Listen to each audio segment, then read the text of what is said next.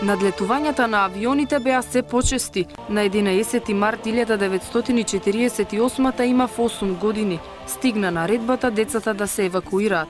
Потоа ние завршивме во Чекословачка. Патот и разделбата со најблиските за време на граѓанската војна во Грција го опишува македонско дете бегалец Марија Бундовска-Росова.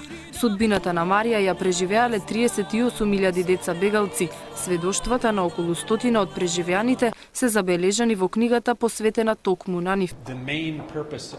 Writing the book was to try to show that the experiences of both Greeks and Macedonians who were deca begalci were similar, and in the past all the research that has been done has either been by Greeks about Greeks or by Macedonians about Macedonians. My first inspiration for this book came from a Greek refugee child who came to Holland because he couldn't return to Greece. Авторите за прв пат представуваат една сеопфатна студија на двете програми за евакуација и животот на децата, кој за секогаш бил променет, како и разгорот на напнатоста меѓу грците и македонците во грчкото општество.